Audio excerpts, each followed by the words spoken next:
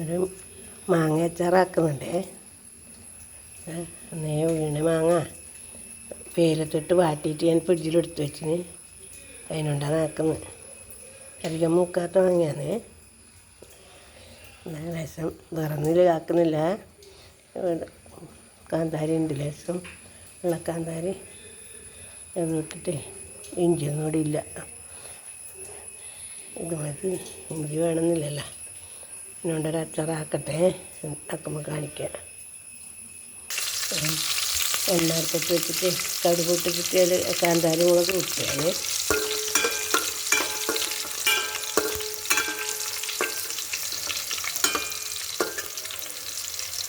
നമുക്കിത് ഒന്ന് വാടിയിട്ടാകുമ്പം മുളക് പൊടി ഇട്ട് കൊടുക്കുക. മുളക് പൊടി ഇട്ട് കൊടുത്ത് ഒന്ന് പച്ചക്കറി ഒന്ന് മാറിയിട്ട് വാങ്ങിയിട്ട് കൊടുക്കുക.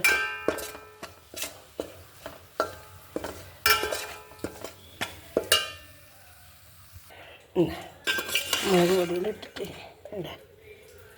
അധികം കളർ ഉണ്ടാവില്ല, വാട്ടി വാങ്ങിയല്ലേ. വെയിലിനിട്ട് വാടിയ കൊണ്ട് കളർ. ഒരു വെള്ളം ആക്കിയിട്ടില്ല, അതിനെ വേണമെങ്കിൽ വെള്ളം ചൂടുവെള്ളമാക്കാം.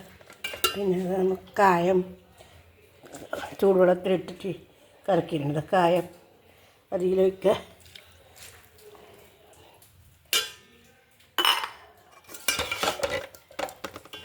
ഇത് വേണമെങ്കിൽ കുറച്ച് ചൂടുവെള്ളം ഒഴിക്കുക, തിളച്ച വെള്ളം. ഇതാ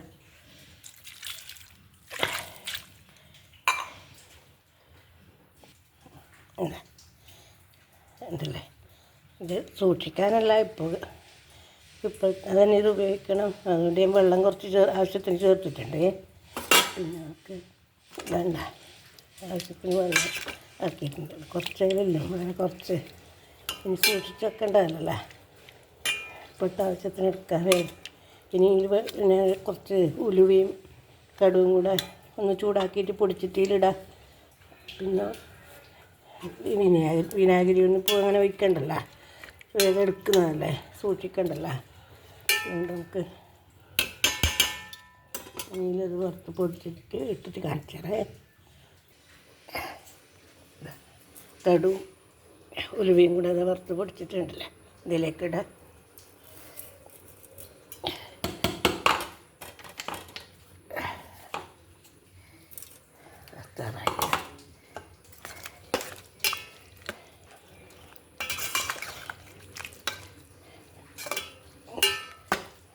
അച്ചാറ് റെഡിയായി.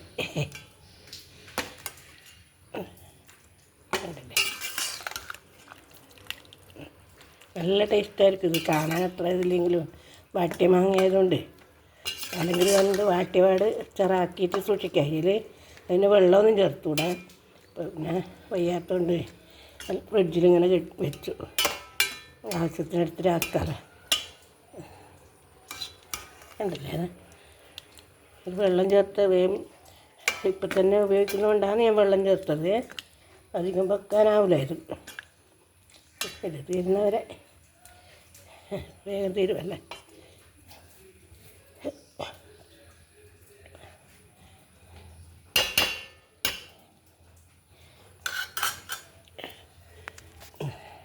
ഉണ്ടല്ലേ,